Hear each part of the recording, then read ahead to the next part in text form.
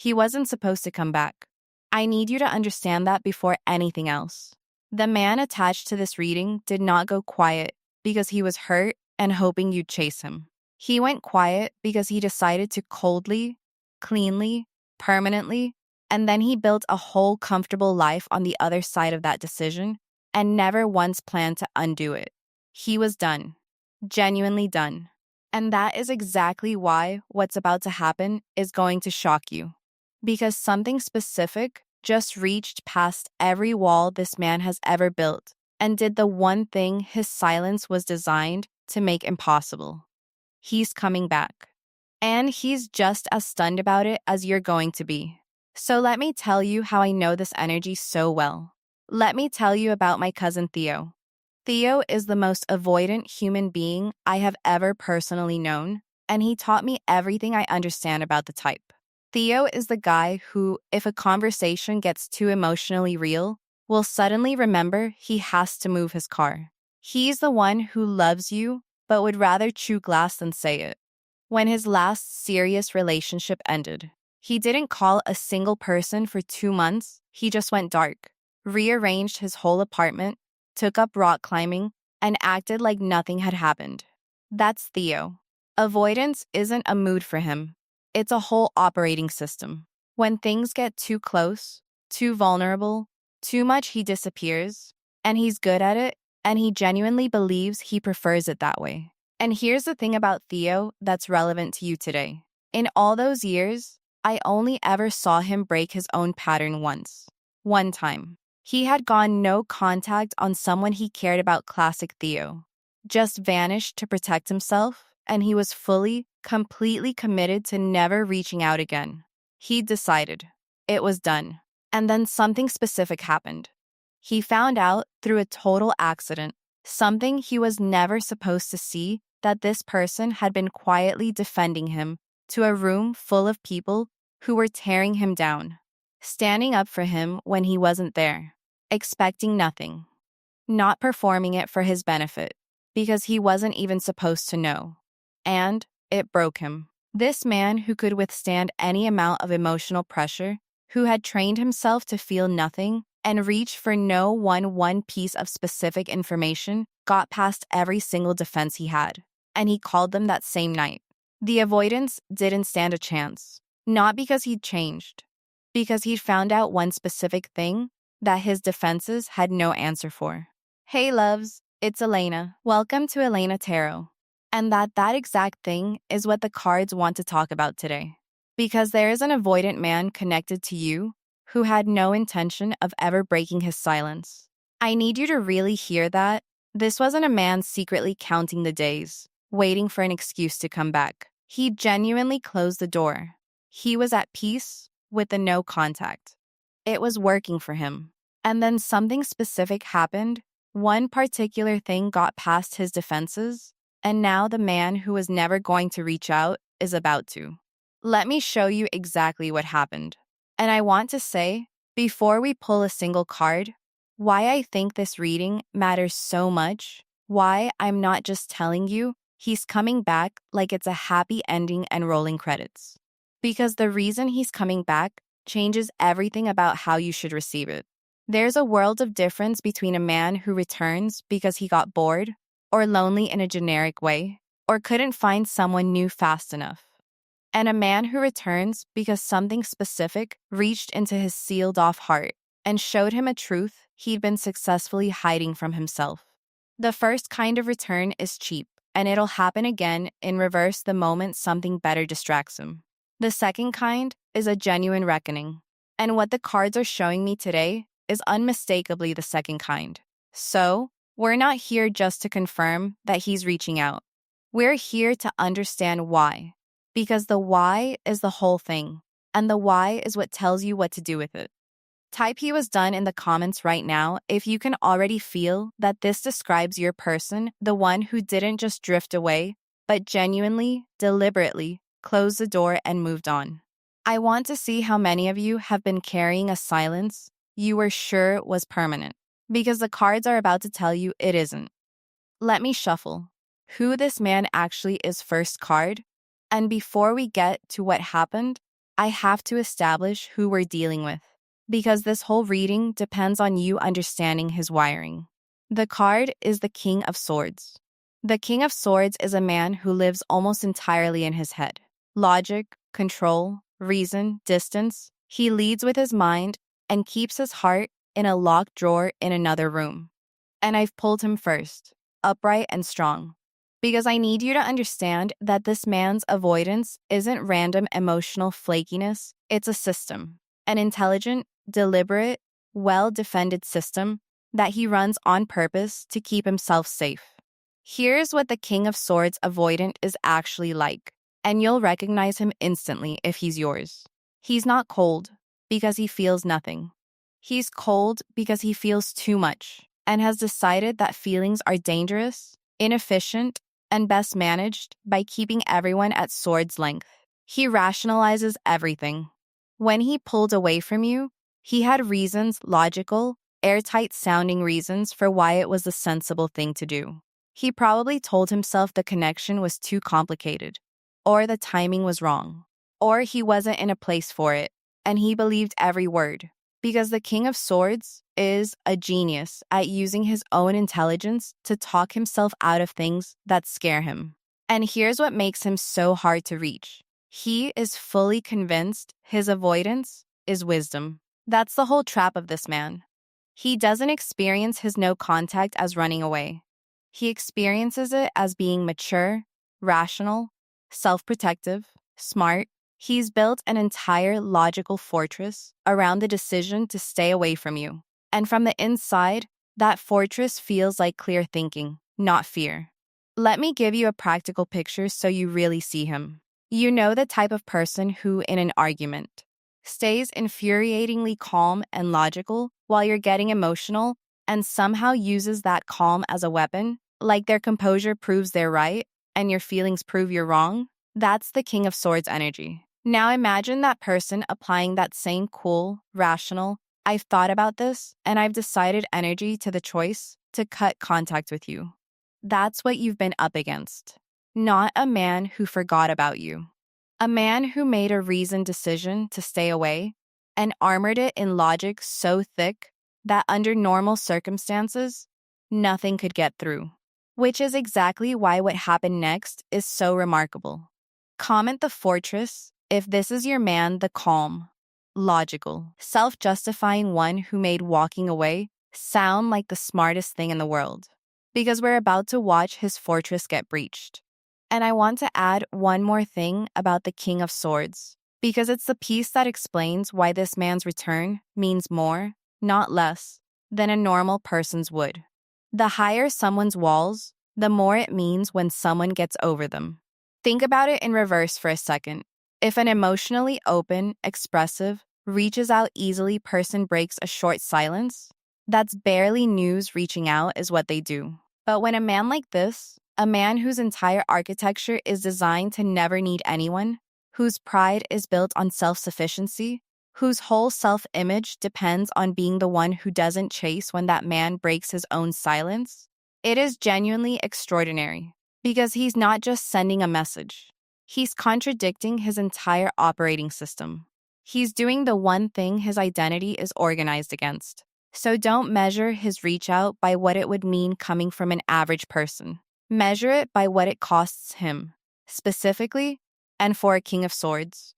Breaking a no contact he'd committed to costs almost more than he has. That's the scale of what we're actually talking about here. Next card. The wall he built around you specifically okay? Second card.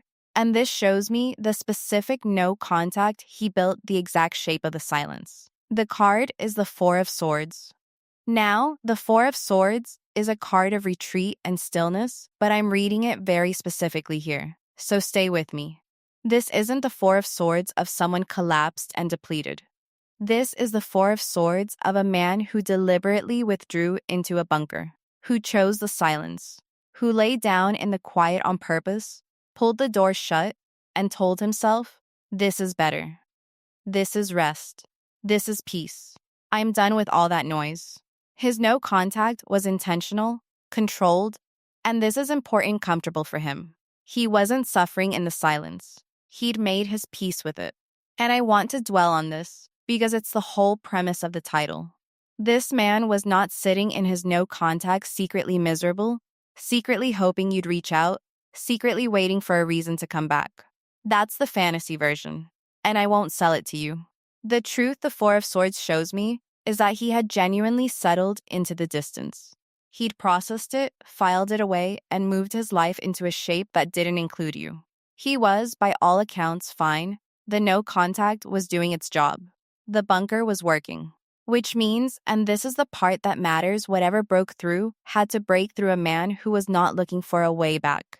It had to reach someone who had closed the account, not someone hovering by the door. And that makes what happened so much more significant. A man who's secretly waiting will use any tiny excuse to return.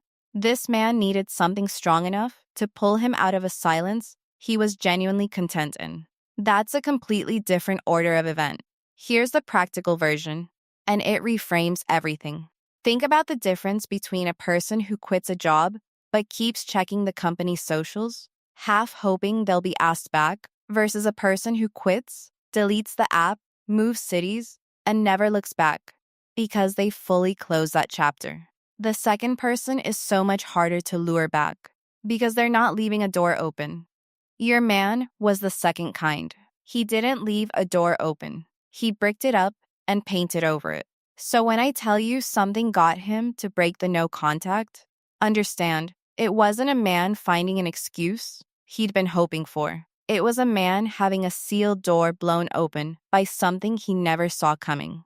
And here's something about the Four of Swords bunker that I think will help you not take the silence so personally. Because I know how much it's probably hurt. The avoidant man's withdrawal is not actually about the person he's withdrawing from, it's about his own capacity to tolerate closeness. When things with you got real, when the connection reached a certain depth, his nervous system essentially hit a threshold and said too much. Retreat. And the retreat was automatic. Almost involuntary, the emotional equivalent of yanking your hand off a hot stove. It wasn't a considered verdict on your worth. It was a reflex triggered by how much he felt, not how little. This is the great, cruel irony of avoidant men, and I need you to really understand it. They often pull away hardest from the people they feel the most for, because those are the people who activate the threat response most intensely. The ones they feel little for, they can keep around easily, no threat, no retreat. It's the ones who reach them deeply who trigger the bunker. So his Four of Swords silence, painful as it's been, was in a backwards way a measure of your significance, not your insignificance. He didn't retreat because you didn't matter. He retreated because you mattered so much that it tripped every alarm he has. Next card. The specific thing that happened okay. Third card. And this is the one the title is built on. The very specific thing that got past every defense this man had. The card is the Five of Pentacles. The Five of Pentacles is two figures out in the cold and the snow, struggling, passing by a lit window they can't seem to get into. It's the card of lack, of hardship, of feeling shut out in the cold. And it's showing up as the specific trigger tells me something very precise about what happened to him. He hit a moment of real difficulty. And in that moment, he discovered what your absence actually meant. Here's what I'm seeing. This man was fine in his bunker as long as life was steady. The avoidance works beautifully. When nothing is going wrong, a King of Swords can keep his heart locked away indefinitely when he's not under stress. But then something hard happened in his life. A loss, a setback, a crisis, a lonely stretch. A moment where the ground shifted under him, some version of the Five of Pentacles cold. And in that cold, in that moment of genuine need, he reached, instinctively, for comfort, and found that the specific comfort he wanted was yours. And it wasn't there, because he'd sent it away. That's the specific thing. He didn't break no contact because he was bored or nostalgic. He broke it because hardship stripped away his defenses and showed him, in a moment of real vulnerability, that you were the warmth he'd locked himself out of. The Five of Pentacles is the discovery that the lit, warm window he's shivering outside of is one he closed himself on purpose, and that the warmth inside it was you. And here's why this specifically defeats a King of Swords when nothing else could.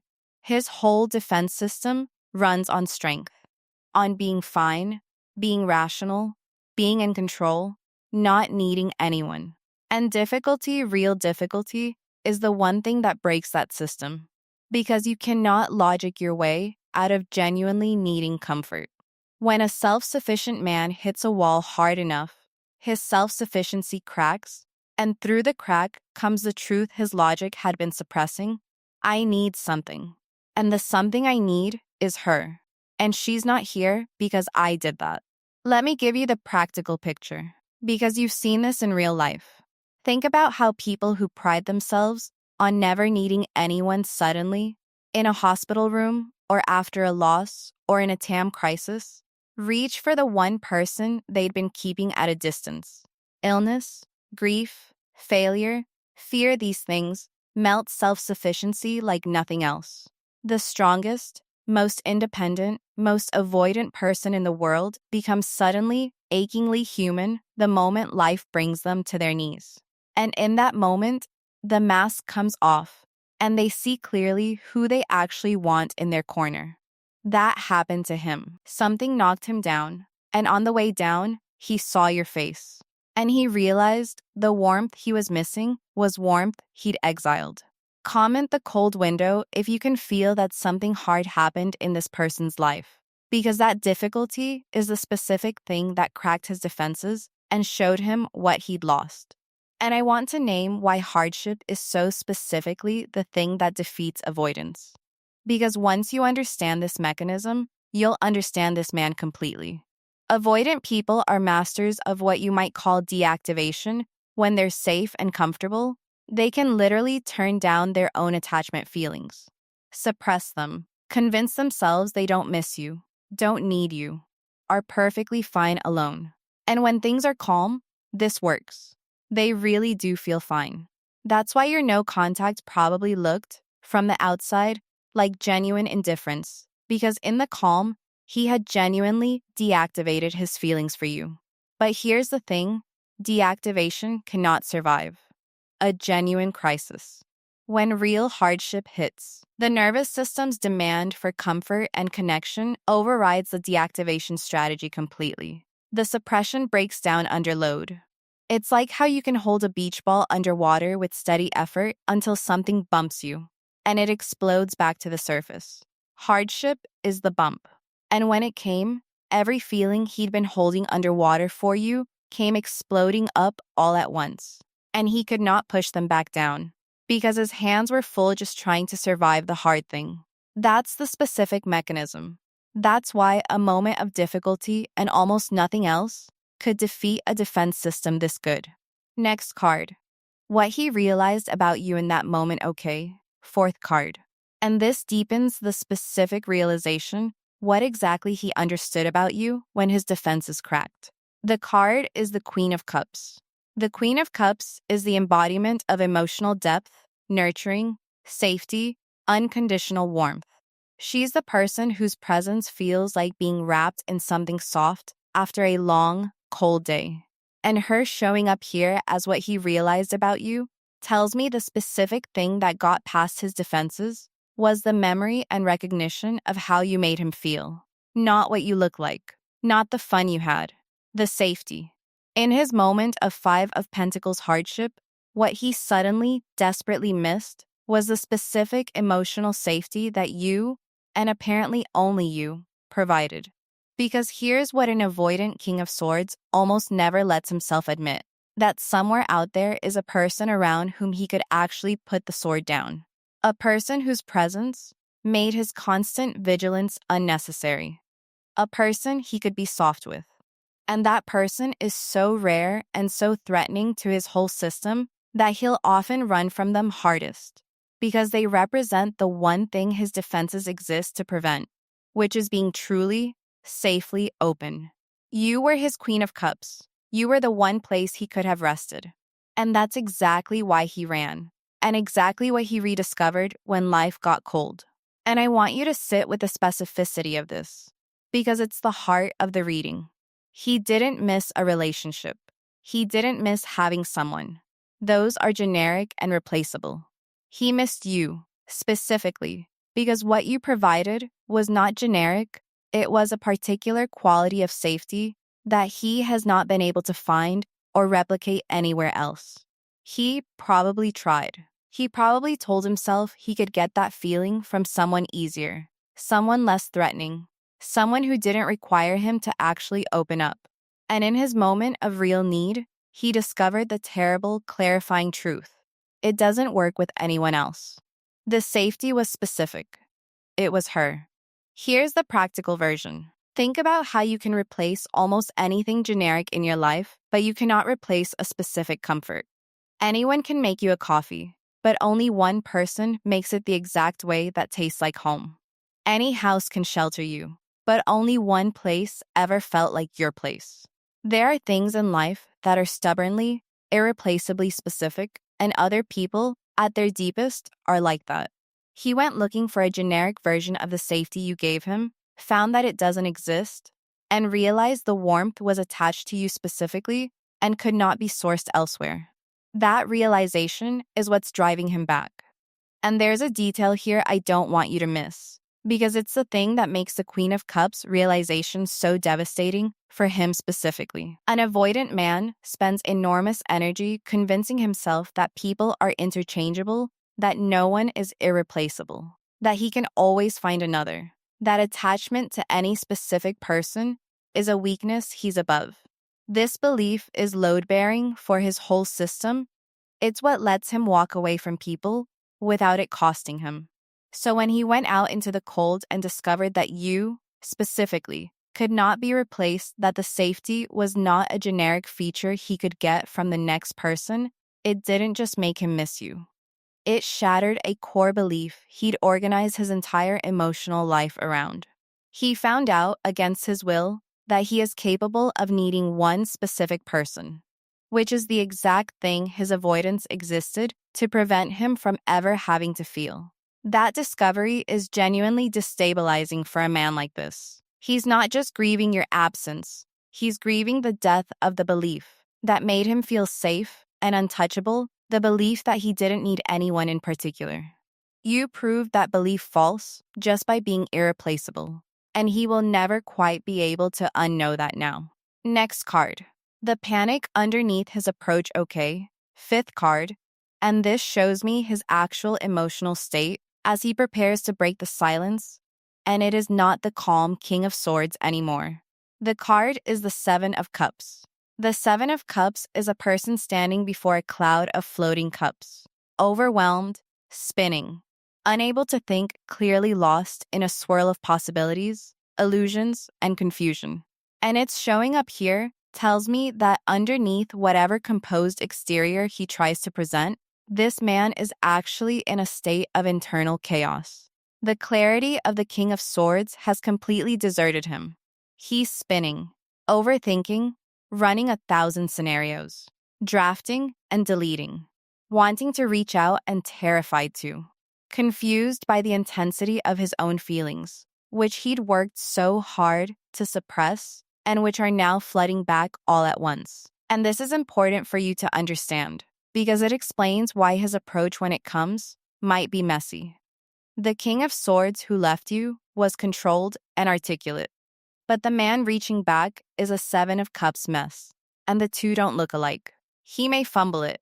He may reach out in a confusing, half-formed way. He may say too little because he can't organize the storm inside him into words. He may approach sideways, testing, unsure.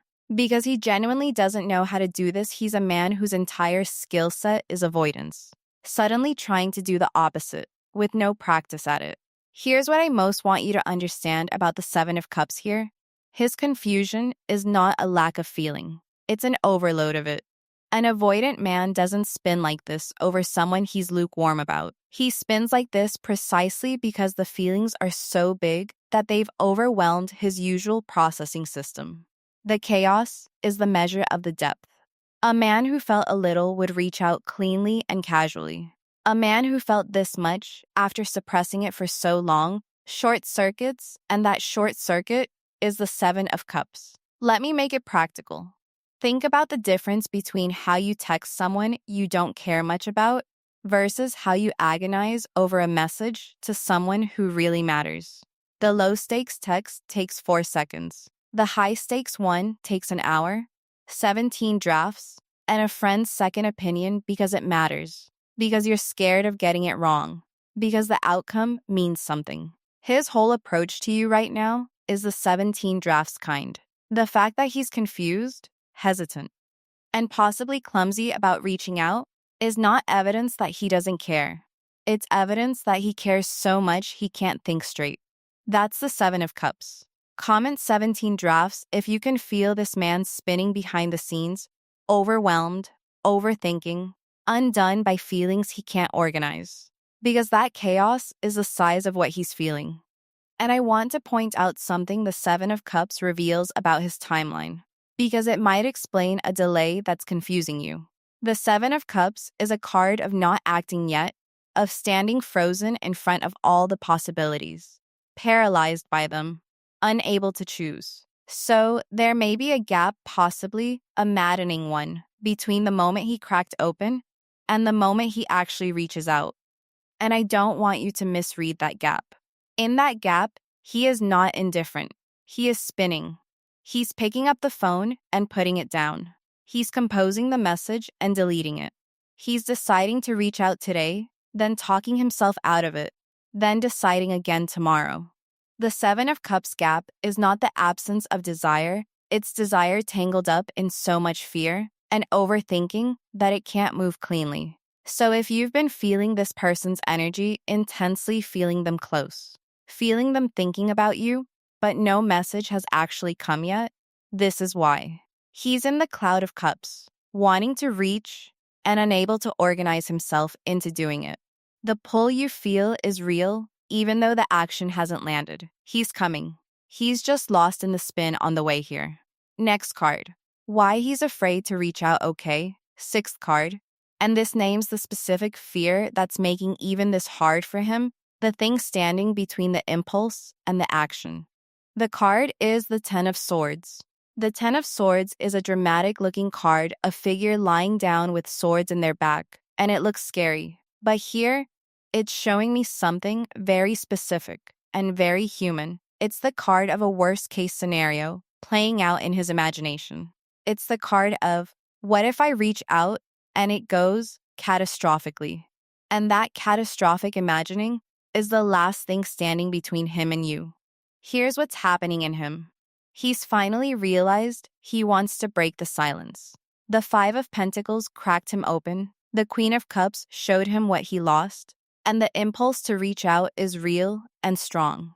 But he's a King of Swords. And a King of Swords cannot stop his mind from running the downside. And the downside his mind keeps landing on is the Ten of Swords. What if I reach out, make myself vulnerable, break my own no contact, and she rejects me? What if she's moved on? What if I humiliate myself? What if I open the door and she slams it in my face? And I've given up all my hard-won peace for nothing. And this fear is especially paralyzing for this man specifically. Because the King of Swords' entire identity is built on being right, being in control, and not looking foolish. For him, reaching out and getting rejected isn't just painful, it's a catastrophic loss of the self-image he's protected his whole life. He'd rather stay in the safe silence than risk the Ten of Swords' humiliation of a rejected return. So even now, even with all this feeling, he hesitates because his mind keeps showing him the worst possible ending. And here's why this matters for you, and it's genuinely useful. This fear means that how you receive him, if he reaches out, matters enormously. Not because you owe him softness, you don't owe him anything, but because you should understand that a man this afraid of the Ten of Swords is going to be watching, in those first moments, for any sign that his catastrophe is coming true. He's going to be hypersensitive to rejection, braced for it, half expecting it. Which means his first approach is likely to be guarded and testing. He's dipping a toe in freezing water, ready to yank it back at the first sign of ice. Let me give you the practical picture. Think about how someone who's been badly rejected before will often pre-reject themselves. They'll approach something they want in a deliberately half-hearted, deniable way, so that if it doesn't work out, they can tell themselves they weren't really trying. It's self-protection. I wasn't that invested anyway. Your man may do exactly this. Reach out in a casual, low-key, almost dismissive way that undersells how much he actually cares precisely because he's terrified of the Ten of Swords and wants an escape hatch ready. So if his approach seems weirdly casual, given everything I've described, don't be fooled. The casualness is armor. The Ten of Swords fear is why he's wearing it. And there's one more thing the Ten of Swords is quietly telling us, and it's actually hopeful in a strange way. The Ten of Swords is the end of a cycle, it's the very bottom, the rock bottom. And in the traditional imagery, there's a sunrise breaking on the horizon behind the fallen figure. Because this card marks the moment when the worst is over and something new can finally begin. So the fact that he's confronting his catastrophic fears at all, that he's willing to even consider the Ten of Swords risk of reaching out and being rejected, means he's reached the end of one version of himself. The old avoidant cycle, the one where he just stays safe in the bunker forever, is dying. He's at the rock bottom moment where a man either retreats permanently or breaks through into something new. And the whole thrust of this reading the Ace of Cups desire, the return itself, tells me he's choosing the sunrise. He's choosing, terrified as he is, to risk the Ten of Swords rather than die slowly in the safety of the Four of Swords bunker. That choice, for a man like this, is a genuine act of courage. And it deserves to be seen as one, even as you keep your Queen of Swords eyes clear about what happens next. Next card. What he actually wants from you, okay? Seventh card. And this is the specific desire underneath it all, what he's actually reaching for. The card is the Ace of Cups. The Ace of Cups is the beginning of emotional flow and overflowing chalice. The opening of the heart, the pure start of feeling and connection. And it's showing up as what he wants, tells me that, stripped of all the King of Swords defenses and Seven of Cups confusion and Ten of Swords fear, the thing he actually wants is simple and profound. He wants to open his heart to you. For real, this time. Not a check-in, not to test your temperature, not a casual catch-up. Underneath all the armor, the Ace of Cups is a man who wants, maybe for the first time in his life, to actually let someone in. And that someone is you. The Five of Pentacles hardship taught him that his closed, defended, self-sufficient way of living has a cost. And the cost is a cold and lonely one.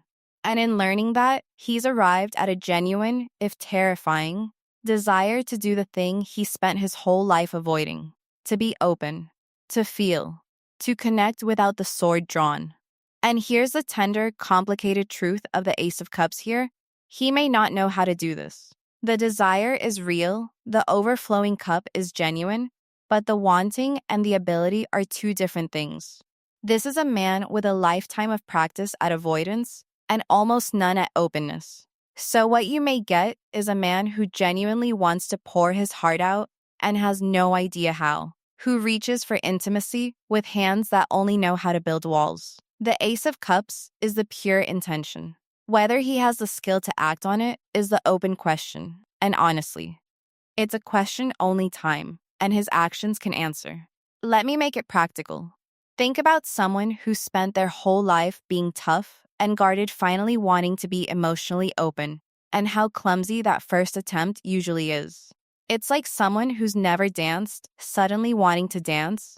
The desire is beautiful, the execution is awkward, and it takes patience and practice before it flows.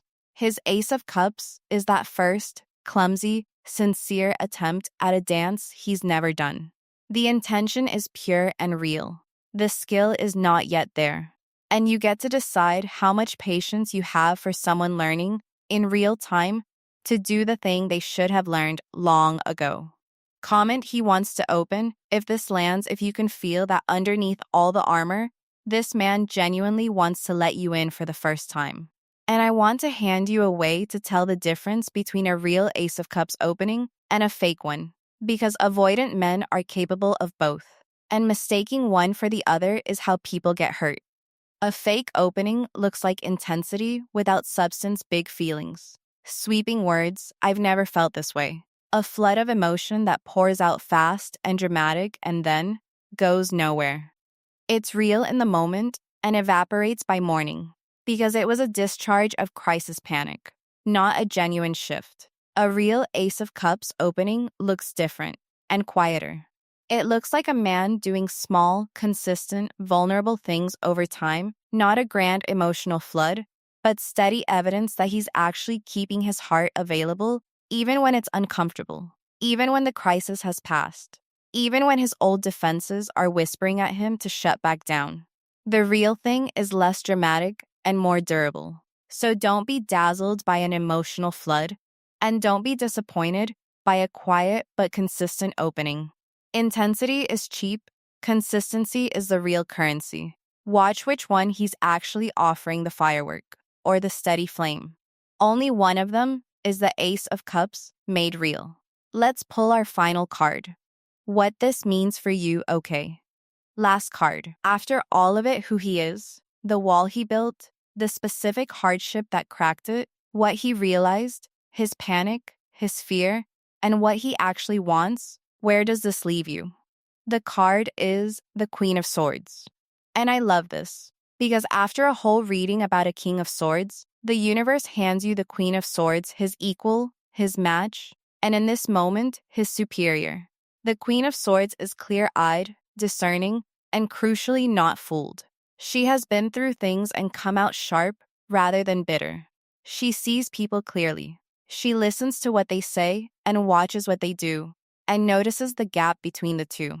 And she makes her decisions from clarity, not from longing. That's who you get to be as this unfolds. And I want you to really claim this seat, because it's the most powerful position in the entire reading. This whole time, we've been talking about his process, his crack, his realization, his panic, his desire. But the Queen of Swords reminds you that you are not a prize sitting at the end of his journey, waiting to be claimed when he finally figures himself out. You are a discerning woman with your own clear eyes, and you get to evaluate what he brings you and decide whether it's real, whether it's enough, and whether you even want it. So here's what this means for you. A man who never planned to come back is coming back because something specific cracked him open and showed him what he lost. That's real, and it's significant, and it's a genuine testament to what you meant to him. And the Queen of Swords insists on this, and his cracking open does not obligate your opening up. You get to watch.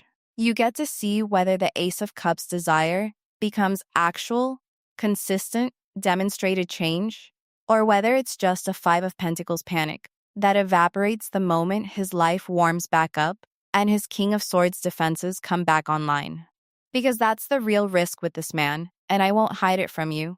Avoidant people often reach out in a moment of cracked open need and then re-armor the second they feel safe again. The reach is real. Whether the change is real is what you're watching for. So, be the Queen of Swords. Receive him if you choose to, with clear eyes and an open hand, but not a surrendered one. Let him show you, over time, whether the man who broke his no contact can actually stay broken open, can keep the sword down, keep the heart available, keep choosing openness after the crisis that forced it has passed. Watch his consistency, not his intensity. Because anyone can have one cracked open, heartfelt moment. Only real change survives the return of comfort. That, my love, is your seat, not waiting. Discerning, and it's the most powerful seat in the room.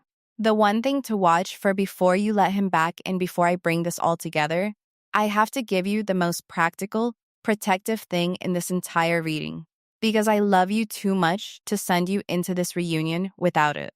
And it's a single question that will tell you, faster than anything else, whether this avoidant man's return is the real thing or just a crisis reflex that's going to hurt you again. The question is, does he take any accountability for the silence without you having to drag it out of him? Here's why this is the whole test. An avoidant man, in a moment of Five of Pentacles panic, will often reach out and act like no time has passed, like the silence never happened.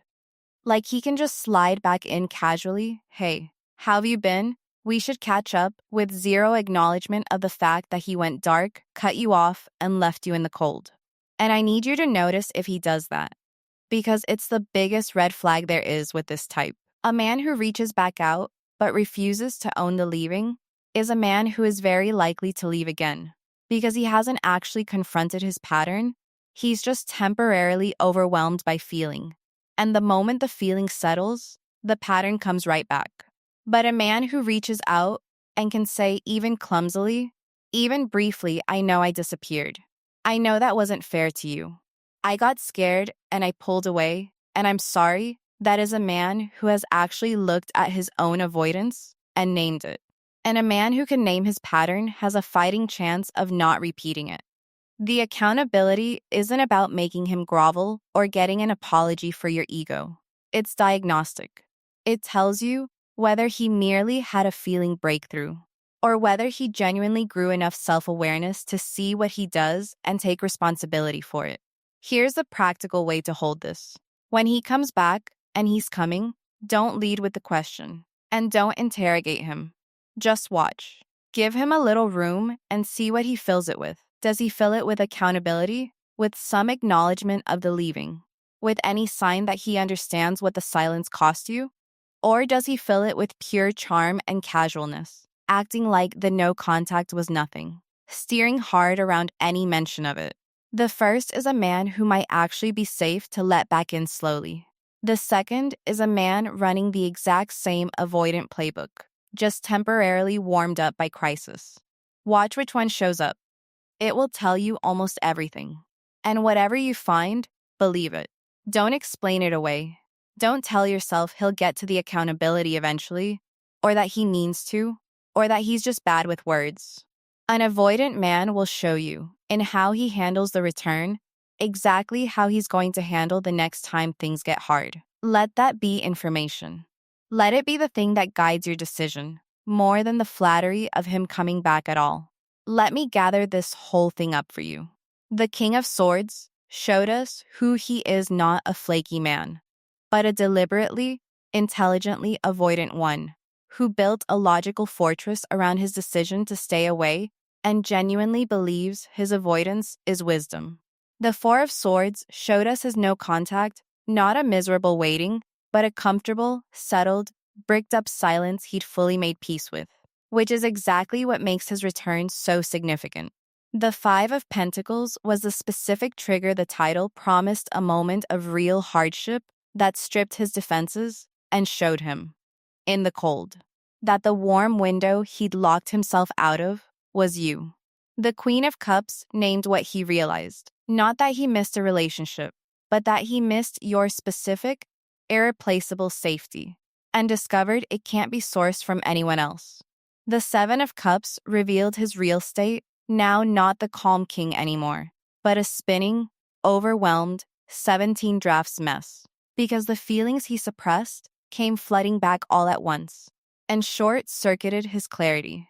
The Ten of Swords named the fear still holding him back, the catastrophic imagining of reaching out and being rejected, which is especially paralyzing for a man whose identity depends on never looking foolish. The Ace of Cups showed what he actually wants underneath it all, to genuinely open his heart, maybe for the first time, even though he may not yet know how. And the Queen of Swords handed you your seat, clear-eyed, discerning, powerful, watching his consistency rather than his intensity, and deciding on your own terms whether what he brings is real enough to receive. So here's what I want you to carry out of this, my loves. This is the rare and specific thing the title promised. A man who is genuinely, fully committed to never breaking his silence, not secretly waiting, not leaving a door cracked, but actually done, who got cracked open anyway, by one specific thing his defenses had no answer for. Just like my cousin Theo, who could withstand any amount of ordinary emotional pressure and was undone in a single night by one piece of information he was never supposed to receive. Avoidant people don't come back because they got lonely or bored. They come back because something specific gets past a defense system that's usually airtight. And something specific just did. But, and this is the Queen of Swords in me, and I say it because I love you, the fact that he's cracked open is his milestone, not your obligation. It's beautiful that something reached him. It's genuinely moving that the man who never reaches finally did. And you are allowed to hold that with clear eyes. You are allowed to be glad it happened and still make him proof, over real time, that the opening is real and not just a crisis reflex. Compassion for his breakthrough, discernment about his follow through. Both hands. That's how you meet an avoidant man coming back. And whatever you decide, I want you to notice the quiet power in your own position here.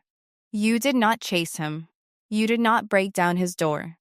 You did not beg him back. You simply were what you were, the specific, irreplaceable warmth of the Queen of Cups, and lived your life with the dignity of the Queen of Swords.